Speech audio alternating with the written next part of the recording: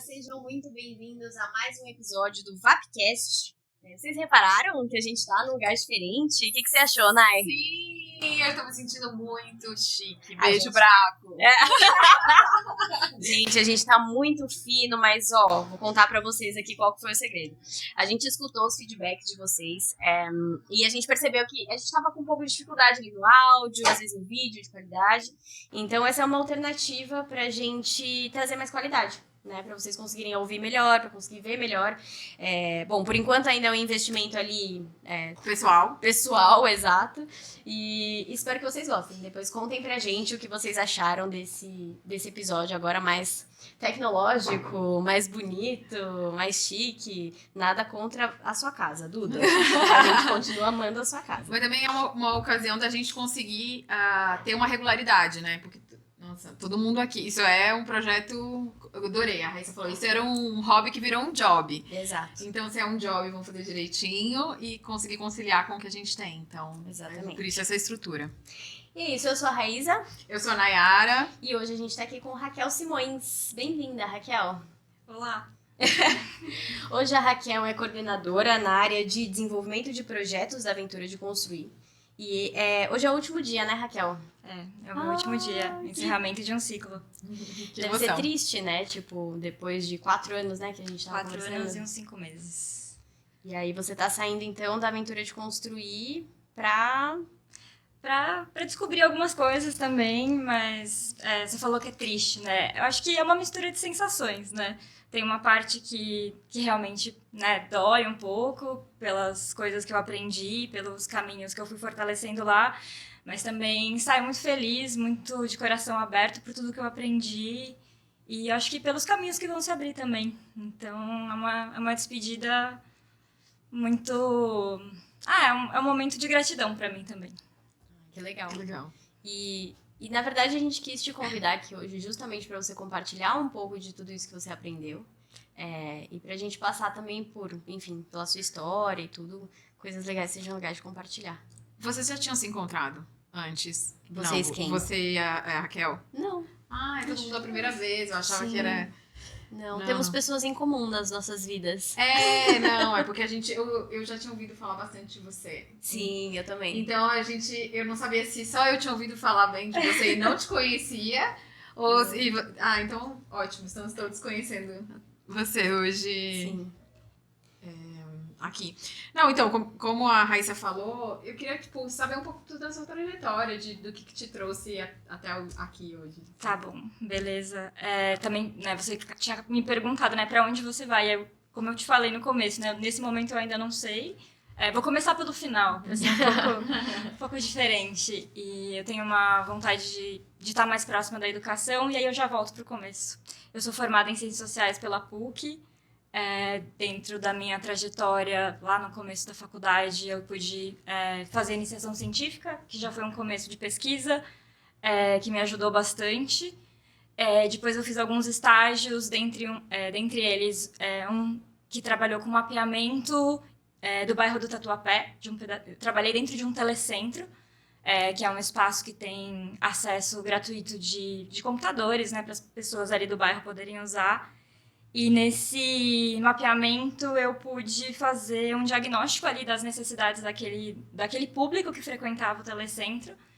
E era um público de 60 anos a mais, assim. Então eu fiz um diagnóstico e entendi o que eles estavam buscando, sabe? E aí eu ministrei algumas aulas. E isso foi uma coisa muito importante para mim nesse começo de carreira, né? Era um estágio, mas foi super importante. Aí quando eu me formei, eu entrei com tudo segui na parte da pesquisa, mas daí já abri um pouco, né? Então, como eu estava falando no começo para vocês, trabalhei no Ibope, no Datafolha, a famosa pesquisadora na rua ali. Aquela que a gente vê e faz assim, não, fala comigo. Exatamente. Vou te responder aqui rapidinho. Exatamente. Depois que você vira pesquisador, você sempre para para essas pessoas. Então, para quem está ouvindo aí, pare para essas pessoas, por favor.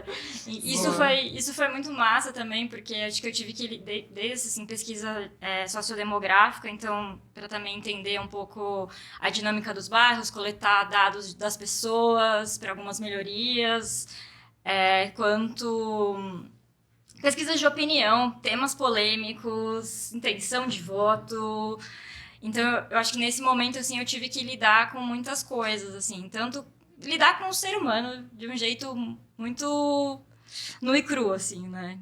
Você tá ali, aí você aborda a pessoa, então às vezes você lida com pessoas muito duras, às vezes você lida com pessoas muito simpáticas, que já faz o teu dia super massa. E também não mostrar caras e bocas, né? Quando a resposta não te agrada, né? Então eu aprendi a ser um pouco mais isenta, né? Assim, pesquisadora. E aí depois desses momentos eu fui entrando numa parte mais... fui aprofundando dentro da pesquisa, né? Então tive a oportunidade de viajar para o Maranhão, para o Rio Grande do Norte, para Pernambuco, para o Ceará. Lugares chatos, né? Maravilhosos, incríveis. E aí lá eu já estava mais dentro de uma pesquisa, entrevista em profundidade, fazendo alguns trabalhos de consultoria, avaliando projetos sociais de ONG. Também algumas pesquisas, grupo focal, e também com gente, entendendo. Isso foi muito massa também. E aí eu acho que nesse lugar de estar do outro lado, né, de estar vendo, avaliando o que uma organização está fazendo, um projeto, eu fui percebendo que eu tinha muito vontade de estar nesse lado, de estar fazendo. E aí, em 2019, em junho, também dei aula, fui professora de cursinho voluntário. Eu sou do interior, sou de São José dos Campos, então dei aula em um cursinho voluntário muito massa de lá, de sociologia. E aí, em 2019, em junho, eu consegui essa oportunidade de trabalhar na Aventura de Construir. E aí eu fui para o terceiro setor, coordenando no começo, em 2019, uma área que era menor, né, tinha 2 pessoas, e mais um operacional do trabalho dentro da Aventura de Construir, então coordenando, dando aula, fazendo um operacional também com os participantes. O primeiro projeto que eu entrei na Aventura de Construir foi um projeto de educação financeira, então eu entrei, acho que numa quinta. Na terça-feira eu tive uma aula para 60 pessoas. Nossa. Então, e aí tô na Aventura de Construir desde então, e hoje em dia numa área bem maior, com menos contato, né? Não tanto nesse operacional de fazer as aulas, mas mais de coordenar a área mesmo, que é muito massa também ter esses 2 tipos de visão, né? E é isso. Acho que, pensando nessa coisa, né, da pesquisa, assim, é muito legal você estar como pesquisadora na rua e depois você estar em um ponto de vista mais estratégico, do mesmo jeito da Aventura de Construir, que no começo eu estava ministrando a aula, fazendo esse tipo de atividade, depois de um ponto de vista mais estratégico. Acho que você consegue estar mais nesses lugares, você consegue mais visualizar o outro, né? Sim. É isso.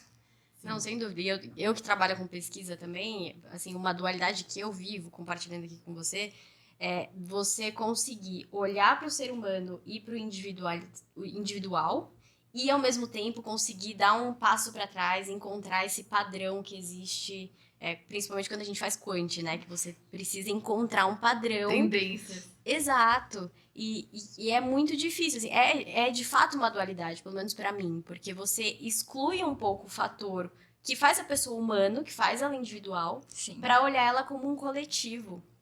Né? Eu não sei se isso é uma questão pra você, assim. Não, também. E também, às vezes, acho que como é que você não torna aquela, tipo, pensando mais no primeiro trabalho ali, de entrevistar as pessoas na rua, como é que você não torna aquilo mecânico? Absolutamente mecânico, porque as metas são altas, né? Às vezes você tem que entrevistar 20 pessoas daquela faixa etária. Como é que você, né, cria um interesse ali? Isso foi sempre uma questão pra mim, assim, como é que eu acho que isso instigou também o meu olhar investigativo, assim, porque acho que pesquisador tem que ser um pouco investigador também, Sim, né? Inquieto. Sherlock Holmes. Inquieto. Sherlock Holmes. É isso, a gente se acha que consegue encontrar todas as respostas. Assim, só observando, né? Tipo, isso é muito legal. E é um olhar que ele molda, né? Assim, se você quiser trabalhar em qualquer lugar, eu sinto que a pesquisa dá uma base, justamente por instigar essa inquietude, o olhar investigativo, etc. Eu acho que ele dá uma base para várias outras coisas, né?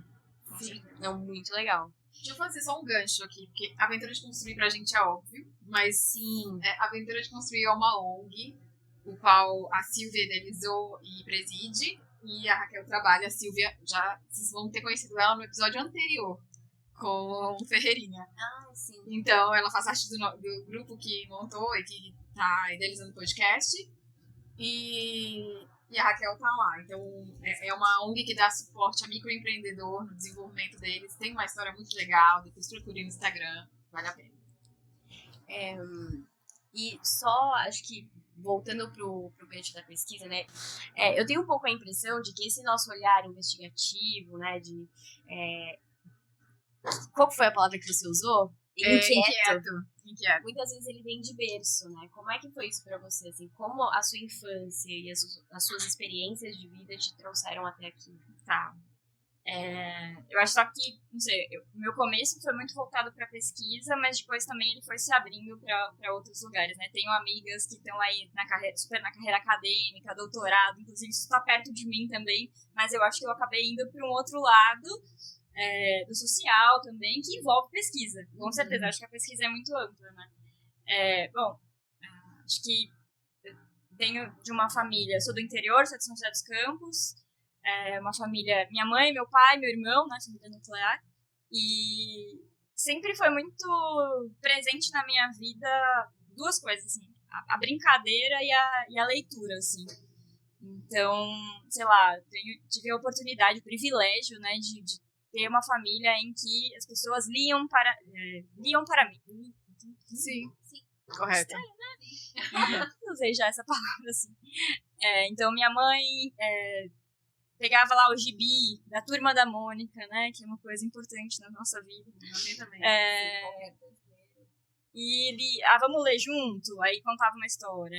E aí também meu pai inventava. Outra palavra importante pra família também, pra mim. Inventar. Então, meu pai sentava comigo, né, e aí ele inventava uma história pra mim. Ele contava uma história. O meu irmão brincava comigo, sei lá, criando um personagem. Aí eu era, sei lá, tinha 5 anos. Ele tem 5 a mais que eu. Aí ele brincava, eu sou um gato, um cachorro. Então, isso foi muito bom, assim. Minha mãe também inventava as histórias, era muito engraçado. Começava contando uma história padrão, assim, tipo Branca de Neve. Só que aí no meio da história, as coisas se misturavam e já não era mais a Branca de Neve. Aí tinha um peixe no meio e umas coisas muito doidas. E eu acho que isso me ajudou muito a seguir a vida, assim, com essa coisa da brincadeira, do lúdico e da vontade por ler e escrever. Gosto muito de escrever. Pra mim é uma coisa muito importante. Eu acho que quem escreve tem que ler, né? Acho importante falar que hoje eu leio muito menos do que eu gostaria. Poderia ler muito mais. Acho que a gente é super... entra muita coisa na nossa vida de informação, celular, mensagem, um monte de coisa. E a gente vai deixando cada vez mais isso daqui, né? Então, mas é um hábito que eu ainda tento manter na minha vida. E eu acho que com isso, com essa coisa presente também sendo respeitada, né? Então, sei lá, os meus presentes eram muito... Minha tia me dava, assim, papel colorido. Esses eram os presentes que eu ganhava, assim, uma caixa de papel, uma caixa de lápis de cor. Então, acho que eu fui olhada nas minhas vontades, eu fui respeitada nas minhas vontades. Então, eu acho que isso também abriu um espaço para eu me desenvolver. E para eu poder olhar para as pessoas também, para eu ter curiosidade, para eu trazer esse movimento, né? Então, eu acho que isso me ajudou. Não sei se eu respondo. Não, sem dúvida, assim, porque essa base é o que molda, né? No fim, como a gente vai viver a nossa vida adulta. Com certeza. E com certeza essas referências, né? Ou como a sua família te olhou, influenciar a forma como você olha as outras pessoas, né? É muito legal. Muito legal. Sim, eu queria puxar esse ponto de você ler, né? Do seu gosto pela leitura e pela escrita. Você fala que gosta de escrever. Como você exerce esse seu gosto? Você usa ele no trabalho? Você tem um hobby que nem a gente, de podcast, um hobby de escritora? Como você se expressa na escrita? De várias formas, né? Acho que desde escrever uma mensagem de WhatsApp até uma carta. Bom, primeiro pensando, né, acho que eu escrevo porque eu preciso.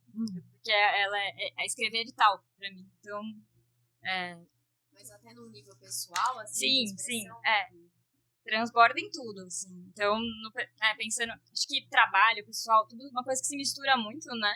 Mas é claro que tem hora pra tudo, né? Então, eu sempre tive mania de ter diários, cadernos. Sou totalmente fissurada por cadernos, desde muito nova. E aí, às vezes eu faço, tipo, uns diários mesmo, fluxo de pensamento, descrição, né, do que aconteceu. Eu tenho essa coisa com a memória e eu acho que quem pesquisa, quem investiga, gosta de saber o que fez na semana passada, aí há um ano, como foi o começo da pandemia. Eu tenho lá escrito. Isso tá me fazendo fazer cliques na cabeça sobre a Ela Raíssa. está me conhecendo mais através de você. Sim, eu realmente observo isso. Eu acho que é importante pra mim entender, assim. E a memória é uma coisa puxa a outra, né? Às vezes, sei lá, eu lembro o que eu comi na semana passada e eu lembro o que eu fiz depois, assim. Então isso é muito doido. Então tem essa coisa do diário da escrita. Gosto. No começo eu escrevia mais, sei lá, um conto, umas poesias, mas aí isso foi mudando pra essa coisa mais fluxo. E aí também, hoje eu tenho um companheiro, né? E ele é artista, ele desenha, ele faz gravura, ele é maravilhoso. E isso me estimulou muito também. Então ele trouxe um pouco de uma coisa mais de artes plásticas, eu uso bico de pena, essa aqui é uma caneta tinteiro. Que legal. E aí eu também consigo misturar. Ele brinca, né? Ele fala, você desenha. Eu falo, eu não desenho, eu escrevo, só não dá pra ler. E aí isso né, transborda. E aí pro trabalho, eu falando várias gírias, gente. Minha mãe não ia gostar e nem a Matilde. A Matilde trabalha com a gente na aventura de construir. No trabalho, começa aí, assim. Desde um e-mail, desde a formulação de um e-mail até um relatório, elaboração de um relatório. Então eu escrevo todos os dias. No começo eu tinha muita insegurança e eu demoro ainda. Teve uma pessoa que trabalhou com a gente no começo, a Tainara, e ela brincava muito comigo. Ela falava, é insuportável ver você escrevendo, porque você escreve e você apaga. E você escreve e você apaga. E eu tenho essa mania até hoje. Eu escrevo uma coisa e não é que eu fico pensando em reformular. Não, eu apago a frase inteira e eu escrevo de novo. Então, mas aí eu fui ganhando ela. Ela falava isso super carinhosamente, querida, né? Pra falar, poxa, tá bom já o que você tá escrevendo. Eu acho que eu tenho apreço pelas palavras. Eu acho que as palavras, elas têm lutas, têm histórias, tem palavras que eu não gosto de usar, que eu não vou usar. Então, talvez por isso eu demore tanto pra fazer um e-mail e responder uma mensagem. Mas acho que tudo é treino, né? Então, hoje eu consigo escrever um pouco mais rápido algumas coisas. Claro, né? A gente tem uma dinâmica de um mundo que existe isso da gente, né? E pra ser operacional também, né? Pra funcionar. Sim. Então, no trabalho eu exercito isso diariamente. E aí, conversando até com uma pessoa também do trabalho, o Kaique, um querido também, que é da área, ele tava dando conversando, dando algumas dicas. Eu acho que um trabalho também que eu faço muito lá é revisar, né? Como coordenador de uma área, um trabalho que a gente faz muito é revisar coisas, revisar textos. E é um trabalho muito difícil, né? Porque como é que você revisa uma coisa sem querer fazer pelo outro? Exato, nossa, sim. Às vezes é muito mais fácil você ir lá e apagar tudo e começar com a sua lógica, com a sua ideia. E aí, só um parênteses, a minha mãe revisou todo o meu trabalho de iniciação científica. Ela tinha um português, assim, fantástico, sensacional. Ela era formada também em letras, direito. Então, ela revisava tudo e o meu orientador, na época, quando ela revisava, não voltava com erro, assim, né? Que legal. Então, eu fui aprendendo a revisar também com ela, com meu irmão, com a minha tia. Minha tia, quando eu entrei na aventura de construir no começo, eu mandava várias mensagens. Tia, você acha que tá bom esse texto? Eu não comentei sobre a Silvia. Eu mandava mensagem, assim, você acha que tá bom? Você acha que eu tô me expressando bem? Enfim, aí volto pro parênteses, né? Então, eu acho que eu tava conversando com essa pessoa do trabalho, o Kaique, e aí eu falando um pouco sobre a escrita dele, né? Acho que tem aqui uns pontos a melhorar, outros pontos, né? Mas vejo uma mudança já. E aí eu descobri um negócio muito legal que ele tá fazendo, enfim, pra filha e tal, não vou entrar em detalhes, vai que ela escuta. Mas eu fui entendendo com ele que ele gosta de escrever. E é tão legal descobrir isso, porque às vezes a pessoa, do mesmo jeito que eu sou de humanas, né? E às vezes você fala assim, humanos não gosta de números. Eu aprendi que eu posso gostar de números. Então eu acho que a gente foi juntos entendendo que ele gosta sim de escrever, então que dá pra buscar uma estratégia aqui pra melhorar, pra ali, e é um pouco isso, assim. Pô, que legal. A Silvia chegou a mandar pra gente 2 textos que você fez, 2 posts no blog da Aventura de Construir com dicas e tudo mais. Eu gosto muito de ler, eu gosto muito de escrever também. E eu senti, assim, ritmo, eu senti uma linguagem muito universal, que ao mesmo tempo é sofisticada, mas qualquer pessoa entende, né? Eu não sei, pra mim foi muito gostoso de ler. E também eu senti que, por mais que fossem dicas voltadas para o microempreendedor, num contexto de pandemia e etc., tinham dicas lá que eram dicas da vida, que eu li e falava, nossa, gente, é isso que eu preciso fazer pra mim, sabe? Tipo, eu achei muito legal, assim, muito legal. E dá pra ver no texto, né, que é isso, é um exercício, mas é um exercício que ele vem de uma paixão. Né? Então, não é só, escrevi porque tinha que cumprir aquele trabalho. Eu escrevi porque gosto, né? E dá pra sentir a diferença. Claro, né? Às vezes também não é que você tudo. Às vezes a gente tem que escrever uma coisa que não é a coisa mais gostosa do mundo, né? Às vezes você tá cansado, estressado, você não quer escrever aquilo, mas eu acho que a maioria das vezes ajuda essa paixão, essa vontade pela escrita acaba me ajudando, né? Sim. E a escrita educa também, né? Tipo, ouvindo você, eu nunca tinha pensado. Eu sou mineira. E mineiro não fala gerúndio, né? É viajando, é comendo. E a gente tem vários erros que hoje eu tenho muita simpatia. Tipo, mineiro não fala apaixonado por você, eu sou apaixonado com você. Eu acho tão lindo isso, é tão poético, apaixonado com. E eu tento explicar, falando, paulista precisa entender, apaixonado com é outra coisa. E eu descobri que no inglês tem isso também, com a palavra belong, perceber. Em inglês americano, I belong, eu pertenço a você. I belong to you. E no inglês britânico, I belong with you. Wow. Porque a gente pertence, coisas nos pertencem, mas pessoas a gente pertence junto. Tipo, nossa! Que poderoso isso. Que poderoso. Então, tipo, essa escolha da linguagem, da palavra correta, tipo, realmente muito legal. E por que eu falei de Minas? Porque minha mãe sempre teve muito cuidado com a linguagem também, com a palavra. Tipo, não só a questão de palavra, não era sobre isso, era sobre se expressar da melhor forma. E achei bacana como você linkou isso com o seu trabalho, porque de fato a gente não é fragmentado, né? Não dá pra deixar o seu gosto por uma escrita bonita, por uma escrita prazerosa e bem feita no bolso quando você vai escrever um e-mail de trabalho. Então é bacana. Como que todo esse repertório impactou no seu trabalho na aventura de construir? Assim, o que você acha que mais te provocou? Eu acho que também sair desse lugar que eu escrevo porque eu gosto, né? Então entender também, lidar também. Eu preciso formatar a minha escrita para algumas coisas. Eu acho que isso foi um grande aprendizado que eu tive lá. Assim, tô linkando com a escrita, mas é mais geral, assim, né? Então, se eu tô escrevendo um texto, a linguagem é uma. Mas se eu vou fazer um e-mail para um financiador, a linguagem tem que ser outra. Mas como é que eu ainda tenho essa mesma vibração, a minha vibração, sabe, com o financiador? Porque eu acho que o trabalho que a gente tem é sobre entusiasmar os outros, precisa entusiasmar os outros, entusiasmar os outros também.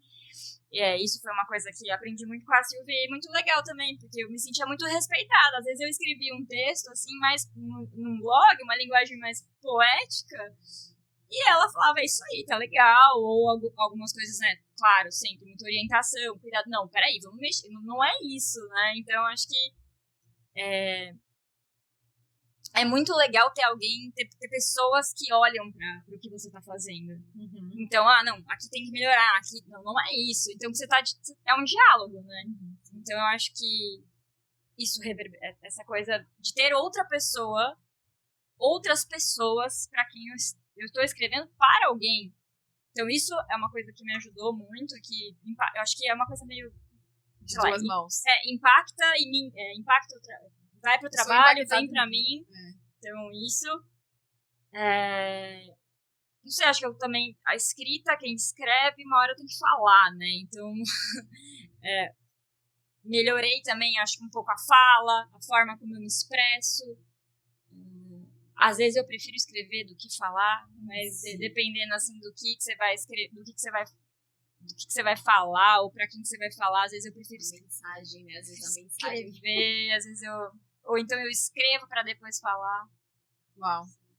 Mas acho que por esses lugares, assim, né? Desde uma apresentação de um relatório até uma reunião de equipe. Então eu preciso sistematizar. Então, às vezes eu acho que isso me deixa um pouco muito sistemática, assim. Eu também acho que eu preciso dar uma, não, pera. É isso. Respondi? Sim, super. Eu achei super interessante isso, né? Porque você fala muito do ser olhada, né? De sempre ter outra pessoa, tal, não sei o quê. E então é uma Raquel que era olhada em casa e que também é olhada no trabalho. Porque você trabalhar com orientação significa que tem olhos ali, né, pra cima do seu trabalho. E não é um olho de julgamento, é um olhar de construção. Né? Isso é super interessante. O que você descobriu no seu trabalho da Aventura de Construir a nível humano? Assim, que você gostaria de compartilhar com a gente? No trabalho do escritório, mas também com os microempreendedores, Sim. Porque isso sempre me fascinou do trabalho da Nossa, Silvia. demais, sim. Tá. Acho que olhar em profundidade é uma coisa que eu aprendi. Então, você escuta uma pessoa falando uma coisa que ela diz que ela tá dizendo aquilo, mas aí como é que eu aprofundo mais o que você tá dizendo, né? Então, claro, construção de vínculo, né? Tudo que faz pra você olhar em profundidade, você precisa ter um mínimo. Se você não tiver uma entrevista de profundidade, você precisa ter um vínculo ali, né? Olhar, entender o que é esse olhar em profundidade para as necessidades concretas das pessoas, o que elas precisam e como elas estão expressando que elas precisam aquilo. Porque às vezes, sei lá, o empreendedor fala, a pessoa fala, sempre usa esse exemplo. Eu preciso de marketing. Aí você fala um pouco mais do que você precisa. Vamos entender um pouco mais onde é que tá a dor do marketing, né? E aí a pessoa trava, né? Porque talvez não é marketing, né? Talvez é planejamento. Talvez é fluxo de caixa que, né? Não sei, às vezes. Então, entender isso também, não como um olhar que, eu sei o que você precisa. Não é esse olhar, assim. É um olhar de tentar junto construir. Vamos entender quais são essas necessidades? Porque eu também tenho uma experiência, você tem uma experiência, então, partir da realidade, né, que é o primeiro ponto de método da Aventura de Construir. Então, olhar em profundidade, acreditar e apostar mais no outro. Então, também, vamos lá, a gente está trabalhando com uma população muitas vezes vulnerável. Acho que dentro do trabalho, assim, percebo uma coisa que eu preciso melhorar, aprimorar, que muitas vezes, né, eu acabo colocando as pessoas embaixo da minha asa de um jeito, eu quero cuidar, eu quero dar conta de várias coisas, e isso por N questões, assim, né, não é porque eu sou, ela é boazinha, não, às vezes é vaidade, um monte de coisa, assim, que a gente, sendo muito honesta aqui, e aí, muitas vezes, por exemplo, dar um exemplo concreto, a gente tinha que fazer uma visita para um empreendedor e levar um financiador.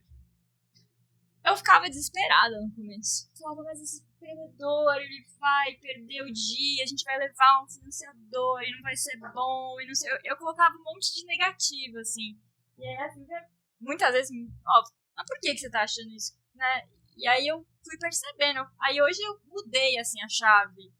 Eu entendo que nesses momentos que o empreendedor muitas vezes conhece um financiador, é uma baita de uma oportunidade para o empreendedor se expor e para que as pessoas precisam se expor, né? A gente precisa se expor. Isso é um exercício de segurança também, de dar cara, mostrar a cara ali, e para o financiador também, porque o financiador precisa conhecer o empreendedor. Então, isso eu acho que envolve acreditar e apostar. Né? Tanto numa pessoa que está trabalhando também, às vezes essa coisa assim, não, deixa que eu faço. Aí eu volto lá para a revisão, né? Se eu reviso fazendo pelo outro, eu não dou oportunidade pro outro se mostrar. Então, eu acho que isso é uma coisa que eu aprendi muito, acreditar e apostar no outro, acreditar mais em mim. Hoje eu acredito mais em mim. Derrubar ideias antigas que eu tinha de um padrão, né? Que eu sou de humanas, né? Eu sou de humanas, eu gosto de escrever, eu gosto de ler, eu não gosto de exatas, né? Eu fiz sociais, fiz estatística, né? Não aprendi muita coisa, porque tinha uma cabeça de um jeito. E aí, no trabalho, na aventura de construir, principalmente, eu aprendi que eu adoro mexer no Excel. Eu adoro. Tô ali no médio, né? Brincando com algumas coisas ainda, mas aprendi muito isso. Tive a oportunidade de aprender muito com o Adriano. Sim, Adriano, conhecemos. muito paciente para explicar, então me ajudou muito, assim.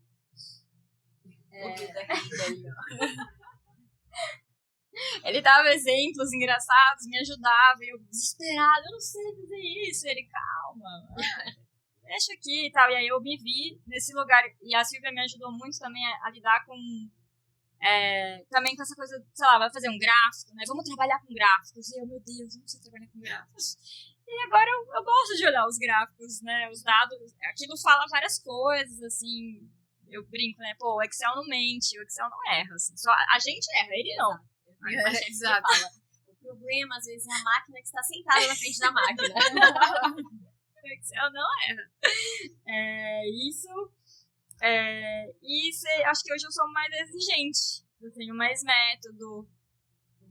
A minha régua é mais alta comigo e com os outros. Isso é legal também, que também envolve apostar. Então essas são as coisas que... Mas falar de apostar, hoje eu vivi uma coisa com meu filho, porque essa coisa de aposta e olhar para o outro, acreditar no outro, conversa muito com educação de mãe e de pai. E é muito difícil, para mim, pelo menos, me colocar nesse lugar de mãe, de quem te dá as ferramentas, não quem te dá a solução. Muito difícil.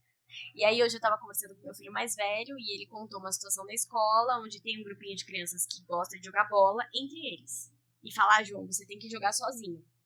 Nossa, eu quis morrer. Meu coração ficou do tamanho menor que uma ervilha. A minha vontade era chegar lá. Bater nas crianças. Exato. Assim, única solução possível. Exato. É ir lá, agredir essas crianças, tirar meu filho dessa escola, colocar numa escola onde ele gosta de todo mundo, seja amigo de todo mundo. E aí eu falei, não, pera, deixa eu... Coloquei minha cabeça no lugar e falei, cara, eu preciso da ferramenta pra ele lidar e identificar que essa relação que ele tem com essas crianças não é uma relação de amizade. E aí eu falei, filho, e aí a gente conversando de outros amiguinhos, só que ele, não, porque a fulana vem brincar comigo quando eu tô sozinho. Eu falei, nossa, que legal, como é que você se sente quando a fulana vem brincar com você? Ele é amarelo, porque a gente tem o livrinho do Monstro das Cores, e o amarelo é alegria. Eu falei, e quando o fulaninho fala pra você que você tem que jogar sozinho, como você se sente? Aí ele, azul, que é triste. Ele, não, vermelho, que é raiva. Aí eu falei, e você prefere qual? Você prefere se sentir amarelo ou você prefere se sentir vermelho? Amarelo? Eu falei, então um amigo de verdade é o amigo que faz você se sentir amarelo, né? E aí ele começou a falar mal do outro amiguinho. Não, porque o fulano não vai hoje na escola, que legal. Não João, você não falou que você gostava do fulano? Eu não gosto mais, eu mudei de ideia. E aí, assim, você falando, me veio muito isso na cabeça, porque é isso, assim, é você olhar pro outro com esse olhar de, cara, eu preciso ajudar essa pessoa a crescer. Porque quando você faz isso, você ajuda o outro, você impulsiona o outro. Quando você dá a solução, você tá mantendo essa pessoa na caixinha, né? E tem muito a ver com a linguagem, com a escrita, com a fala, com a forma como você se comunica, né? De você estar ali com gestão de pessoas, você tá educando crianças, né? Ou educando outras pessoas, que agora é o ramo que você vai entrar. Né? Então é muito potente. Mas que demais o que você fez. Assim. Que legal ele ter essa ideia desse livro das cores. Demais isso. O Monstro das Cores. E ele fala das emoções. É muito legal. Porque é uma forma lúdica de você ensinar para uma criança que ela tem emoção. E ele até vai pro psicólogo, tudo, e eu falo, né, o psicólogo é tipo aquela menininha do livro do Monstro das Cores, que ajuda a gente a colocar as cores dentro das caixinhas e não sei o quê, pra também ele entender, porque às vezes ele não quer ir, ele fala, eu não quero ir lá, que não sei o quê, tipo, mas o que ele faz? João. E João é o nome do meu irmão. É o meu irmão. coincidência. Importante falar quantos anos esse adolescente tem. Esse adolescente tem 4 anos e 8 meses. E é isso. Esse é o tweet. O meu João só tem 38. É um pouco diferente. Eu achei Não, mas demais. muito legal tudo isso que você falou, Raquel. E você diria que esses aprendizados, assim, são os que você vai carregar pro futuro? Com certeza. Totalmente, assim. Esses aprendizados, os momentos, né, as coisas que mais marcaram também. A gente faz uma retrospectiva, né? Tá saindo e tal.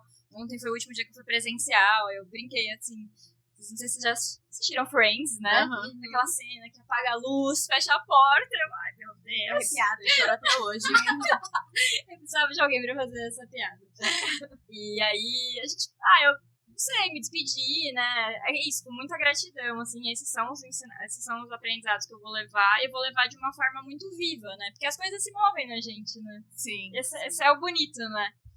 Os ensinamentos também, acho que toda a questão da pandemia, imagina, entrei na aventura de construir em 2019, em 2020, pandemia. Nossa. Então, também coisas muito marcantes, estava ali no presencial, dando a primeira aula e super ativa, e depois, de repente, vai dar a primeira aula no online. Eu achei que eu não ia dar conta, que eu não ia conseguir, que eu ia precisar de alguém eu precisava de alguém para estar no Zoom. Eu não sabia, eu tinha pânico do microfone. Eu não... Corta para Raquel hoje. Meu Deus, eu pedia pra pessoa da comunicação ficar comigo na sala. Eu, pelo amor de Deus, fica comigo. E aí agora, depois também, já, né, acostumou. E aí também pros empreendedores, super massa, né? Você vai entrando na casa das pessoas, né? Então já tinha aula com barulho de descarga, de panela. Então você tá dentro da casa delas mesmo. E aí foi relaxando, né? Isso. São passa uma retrospectiva mesmo. Eu lembro do processo que a Silvia contava, do processo de começar a também ensinar essas pessoas uma tecnologia nova, pessoas que muitas vezes você falou são vulneráveis, então estão em situação de vulnerabilidade ou têm pouco acesso a certas ferramentas, então a criatividade de pensar nisso, todo mundo precisa se reinventar, né? Então E é uma galera que não tem acesso, né, necessariamente à tecnologia. Nesse post do blog fala um pouco isso, né? Você certificar de que aquela pessoa tem mínimo acesso. A gente fez Exato, toda uma pesquisa para entender se vingava. A maioria das pessoas que a gente atende, acho que, né, a gente não fez uma pesquisa específica sobre isso, só lá atrás, 2020, mas não usam computador, usam celular. Então, quando você vai fazer uma aula, se você enche um slide de texto, você vai estar com o celular né, pode ser grande, mas é muito maçante, né? Então, também pensar nisso, né? Não é porque a gente está num computador que a gente tem que lembrar que a pessoa está num celular, que o celular está sobrecarregado. Imagina, no começo a gente tinha que fazer chamada de vídeo para, às vezes, ajudar uma pessoa a deletar foto, para poder baixar o Zoom. Uau. Então, também, acho que... E é isso, assim, as pessoas aprenderam, assim, total. Isso é muito massa, né? Sim. Teve que se virar, né? Sim. Isso eu achei bem legal, assim, esse processo, porque não era mais só uma educação sobre o conteúdo da gestão, o conteúdo do empreendedorismo, mas uma educação de modo de viver, conviver desse novo mundo, né? E acompanhar as pessoas nisso, assim. Eu tenho 2 irmãos e um deles... No começo da pandemia foi morar na praia, virou hippie. Meu outro irmão começou um processo de trabalhos online, sempre trabalhando para empresas fora do Brasil, majoritariamente nos Estados Unidos. Um trabalho muito legal, onde ele foi crescendo profissionalmente, mas passando por empresas que era 100% online. E aí, ele acabou de começar um trabalho novo, que eu tô muito contente, ele tá muito bem, assim. Só que aconteceu uma dinâmica no meu trabalho, uma dinâmica no trabalho dele, que nós dois ficamos bem mexidos. Dinâmicas diferentes. Eu desabafei com ele na segunda, ele desabafou comigo, passou. Hoje eu liguei pra ele tava ainda muito chateado. E eu me dei conta que ele trabalha sozinho o dia inteiro. Porque por mais que você trabalhe conectado com pessoas, você fisicamente tá sozinho. E isso foi muito duro pra todo mundo, assim. Eu lembro o dia que a minha ficha caiu de entender, tipo, sei lá, uma reunião que a gente tinha que fazer o projeto A, mudou o projeto B, mudou as prioridades e ficou super chateado. Você sai da reunião, da sala de reunião até a sua mesa, você vai falando com o seu colega do lado, nossa, isso aqui merda, não deveria, isso aqui, mas bora lá, isso aqui passou. Você fecha o Zoom e você tá sozinho com aquilo. Você só ouve as minhocas da sua cabeça, né? Exatamente. Exatamente. Então, assim, e mesmo assim, melhor estar no Zoom, conectado, aprendendo alguma coisa, do que estar sozinho. Então, tipo, tem muitos aprendizados e muitos... você citou, né, de partir da realidade, né? A realidade mudou, os aprendizados mudam, o jeito de se relacionar com as coisas se muda e o profissional muda, até o modelo de negócio que vocês mudaram, né? Sim. Mudou. Que bacana, que bacana. Mas aí, como lidar com esses desafios, né? Sobretudo os da pandemia, assim, como foi pra vocês? Eu acho que, pra começar, eu tive muito privilégio, né? Porque, enfim, tava num apartamento, né? Não perdi meu trabalho, não perdi pessoas perto de mim, né? Perdi, né, pessoas próximas, mas não muito próximas, não que eu tinha uma relação, assim, muito próxima. Eu, né, tava bem, então, assim, por mais que muitas coisas acontecendo, eu tive muito privilégio nesse aspecto, né? Tudo bem, moro numa kitnet com meu namorado, e na época ele tava trabalhando em casa e eu também. E sobrevivemos, né? Mas foi um desafio também, porque era isso, o trabalho tava ali, não tinha uma estrutura, e de repente eu me via ali trabalhando um tempo, né? Às vezes até mais tempo do que antes, porque a questão do deslocamento, né? Quando você vai, enfim, é muito doido, né? Tem muitas coisas que a gente também entendeu que pode trabalhar também, né, dentro de casa, isso pode ser muito bom em alguns aspectos, mas foi muito duro, né? Então, acho que eu num aspecto mais pessoal, né, eu lidei fazendo as coisas que eu gosto dentro de casa, então, escrevendo, lendo, meu companheiro trabalhando ali, fazendo os desenhos, a gente às vezes fazia umas coisas juntas, às vezes andando na rua, eu moro numa kit, então eu precisava às vezes respirar, então eu dava uma mini volta, né? Isso me fazia respirar um pouco, conversando com as pessoas, fazendo chamada de vídeo. Eu nunca suportei fazer chamada de vídeo com um amigo, eu comecei a fazer, às vezes, relutei, mas fiz. Bar online, assim, não dá. Mas fiz também, fiz. Então, isso é um aspecto mais pessoal. E no trabalho, assim, a gente também foi criando as nossas formas de lidar. Primeiro, entender o que aqueles empreendedores estavam passando, o que eles estavam precisando. Também fortalecer uma conscientização, né, de, cuidado, se cuide dos seus, né? E também criando espaços, né? Então, primeiro entendendo as necessidades, respondendo essas necessidades. Sei lá, vou abrir uma sala de Zoom, vou abrir 10 minutos antes, porque a coisa mais legal de dar uma aula, muitas vezes, é os 10 minutos antes que a galera fica conversando e toma um café, e não tinha isso, não tinha o corredor. Então a gente criou, por mais que ficasse às vezes aquele silêncio insuportável no começo, assim, aí eu quebrava, falava, e aí, vamos tomar um café? Então aí as pessoas entravam, aquelas que podiam entrar mais cedo, e tomavam um café, e também passar isso para as pessoas que trabalhavam comigo. A Lilian é uma pessoa que trabalha com a gente também, e a gente tem esse hábito, às vezes a gente toma café pra puxar um pouco aquela coisa de já começar a reunião. Não, vamos tomar um café? Me contei, como é que tá tua vida, como é que você tá? E sem forçar também, né? Não é porque... Não é uma obrigação, né? Eu acho que cada relacionamento é único, então você vai entendendo as afinidades. Então, essas estratégias, essas brechas para respirar, elas foram muito fundamentais para conseguir lidar com esses desafios, né?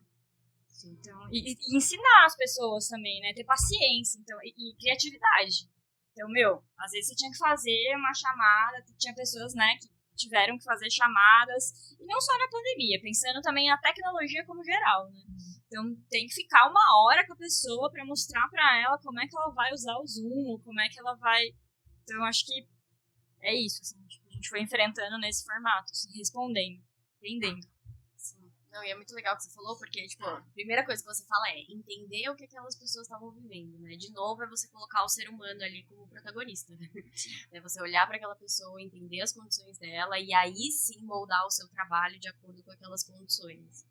Que é um olhar que não é todo lugar que a gente encontra. Muitas vezes a gente parte do óbvio. A gente parte de que todo mundo tá no mesmo nível, de que... Eu trabalhei uma época na ESPN, e na ESPN a galera era de nível socioeconômico mais alto. Então, assim, nas férias, não era o que você vai fazer nas suas férias, é pra onde você vai viajar. E eu nunca me dei conta. Assim, era tão natural que eu nunca me dei conta. Até que eu trabalhei com uma colega que não tinha o nível socioeconômico mais alto, que ela ajudava os pais dela. E aí, enfim, até hoje a gente é super próxima e tal. E aí ela falou assim, Raíza, eu não vou viajar, mas você já percebeu que as pessoas aqui não perguntam o que eu vou fazer de férias? Elas perguntam pra onde eu vou. Aí eu falei, caracas, não, nunca tinha reparado. É porque você parte de um óbvio, você parte de que todo mundo tá no mesmo lugar. Né? E o seu trabalho, não, né? Você partir ali deixa eu olhar pra essa pessoa, deixa eu ver o que ela tem aqui e quais são os materiais que eu tenho pra trabalhar junto com ela. Não, é muito interessante. Trabalhar com microempreendedor, eu imagino que seja muito isso, né? Você olhar, partir aquilo que você falou, né? De entrevistar e aprofundar nas questões que a pessoa tem. Quais você diria que foram os encontros assim, mais marcantes que você teve nesse período? Geral, assim, né? Acho que já até comentei, vou relembrar por cima, foi a primeira aula que eu fiz em 2019, foi muito marcante entrar, né? E foi muito bonito também, porque nessa ocasião eu estava super recém-chegada lá e a Silvia não participou, né? E foi muito importante isso, porque eu vi aquilo como uma confiança, assim, vai lá, dá a sua aula e eu certamente dei uma aula melhor. Porque a gente no começo tem muito medo, né? Minha chefe e tal, acabei de entrar. E a minha aula foi muito legal, assim, eu me diverti. Isso é importante, assim, né? Acho que sempre brinco, assim, quando, sei lá, vai começar uma aula, vai começar um evento, alguma coisa, eu falo, a gente tem que se divertir, tá bom? Sei que nem sempre é possível, mas acho que é uma coisa que me ajuda muito, assim. Como isso aqui, né, que a gente tá fazendo, né? Tava super tenso no começo, tô me divertindo. Que bom! E aí depois também o online, a primeira aula online, o pânico, isso foi muito importante. A saída de algumas pessoas da instituição, como lidar com isso do ponto de vista da coordenação, eu como coordenadora, com essa coisa de às vezes querer abraçar tudo, não saber o que fazer, então acho que foi muito importante. Eu errei muito e eu trouxe muito aprendizado também com as orientações que foram me passando. É difícil, né? Quando sai alguém do nada, quando uma pessoa que você confia muito sai. Então é difícil lidar, mas é a vida, né? As pessoas saem, né? As pessoas vão embora, as pessoas voltam. Então, também entender isso. E recentemente eu tive a oportunidade de ir para Salvador participar junto com a Silvia, com a Matilde. Eu fui participar do Encontro das Obras Gêmeas. É um projeto de colaboração entre ONGs do Brasil com a Itália. Obrigada. E aí lá eu tive a oportunidade de fazer uma palestra sobre trabalhar com o outro. Que foi um grupo de estudo que a gente fez, né? Com a Mônica Poleto. A Mônica Poleto e esse grupo faz parte da CDO, que é a Companhia das Obras, que é um trabalho voluntário também, do qual o Duda e Silvia também fazem parte, que dá suporte para empreendedores profit ou não profit, lucrativo ou sem fins lucrativos. E aí tem dois... Ai, desculpa. A Xuxa, mamãe Xuxa, ela só 30 a mais tem essa referência.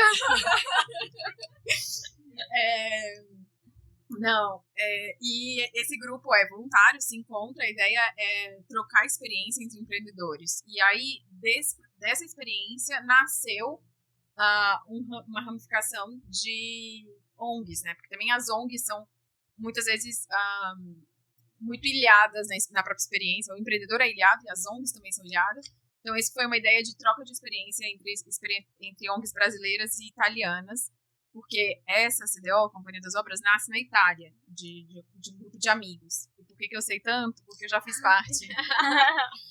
Já tava aqui te chamando de Alexa. Obrigada pela referência. Obrigada, porque também eu não saberia explicar assim tão maravilhosamente bem. Ainda bem que não foi a Siri.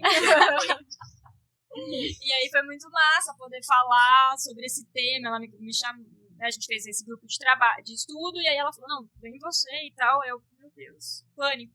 E aí, só que eu quis muito, sabe? Como aqui também, quando a Silvia falou, eu quero sim. E é isso, eu falo que as pessoas têm que se expor, eu não vou me expor. errado, né?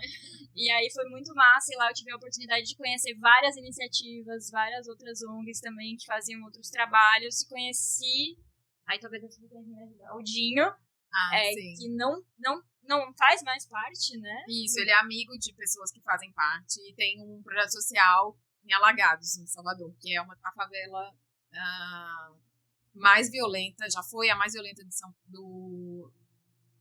da América Latina.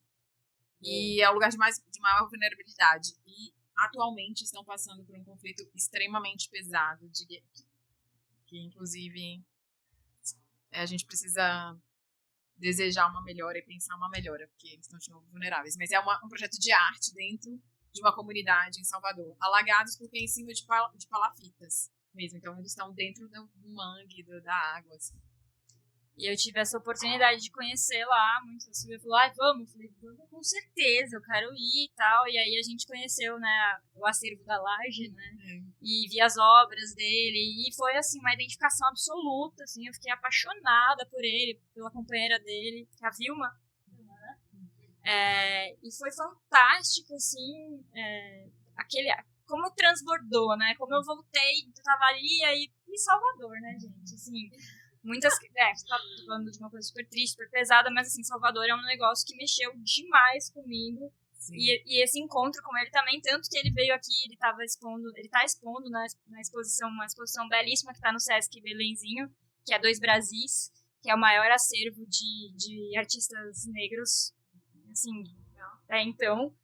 E eu fui lá e eu encontrei ele. Que legal! Tracei ele, a Vilma, consegui apresentar meu companheiro pra ele, então isso foi muito massa. Esse encontro com ele foi, assim, mexeu muito comigo. Eu brinquei com a Silvia, né, com a Matilde. Eu tenho medo de avião, né, um pouquinho, assim, né, não é nada assim, meu Deus, me trava, eu vou. Eu tenho um pouco de medo. E aí eu fiquei muito nervosa na ida e fiquei muito nervosa na volta também, porque eu queria ficar, eu acho. Eu acho que esses momentos, claro, 4 anos e 5 meses, tem muita coisa que eu poderia falar, mas eu acho que esses são os que estão seguem mais latentes nesse momento, né? Daqui um mês, se vocês fizerem essa pergunta de novo, posso falar outras coisas. Sim. Mas é isso. A experiência vai decantando, né? Mas não perde validade isso que tá dizendo. Com certeza. Você falou uma coisa super poderosa, né? Que é essa coisa dos encontros, né? Como o seu encontro com o Dinho mexeu com você, com o Dinho e com a Vilma. E esse podcast é sobre isso. É sobre esses encontros, é sobre trazer essas pessoas, trazer você hoje pra te conhecer, pra conhecer a sua história. E aí, Raquel, valeu a pena? Valeu demais. Valeu e vale. Ai, que bom, que bom. Nos sigam. Obrigada, Raquel, por estar aqui. Muito, muito legal. Foi muito legal. Eu super inspirada, sem dúvida. Sim, que bom que você terminou se divertindo. Sim, a gente também, né? Exato, a gente também, nesse estúdio novo, né, também não sabíamos como ia reagir. Então, a gente queria compartilhar de novo com vocês por que a gente está aqui, né, porque pelo fato da gente entender que a qualidade do material que a gente entrega influencia também em poder alcançar, que a mensagem seja entregue da melhor forma. Então, é digno se a gente, né, convida uma pessoa para estar com a gente, que a gente tenha o melhor recurso de captação e depois o melhor recurso de transmissão também, para que chegue a mais gente. Dito isso tem um custo, a gente está arcando, e eu espero que a gente possa encontrar formas em breve de sustentar só isso daqui. A gente não tem nenhuma opção nenhuma ambição além dessa. E queria pedir para nos seguirem nas redes sociais, no YouTube Vale a Pena Cast, no Instagram Vapcast e no Spotify Vale a Pena Cast, Vapcast, os 2 vocês encontram. E também nas outras plataformas de podcast. Exato, a gente não tá só no Spotify, a gente tá em todas as plataformas de podcast. E a última coisa que eu queria dizer, se você chegou agora, que eu sou amigo da Raquel, ouça os outros episódios. É isso, obrigada. Obrigada. Valeu, obrigada, gente. Obrigada demais. Um beijo, tchau.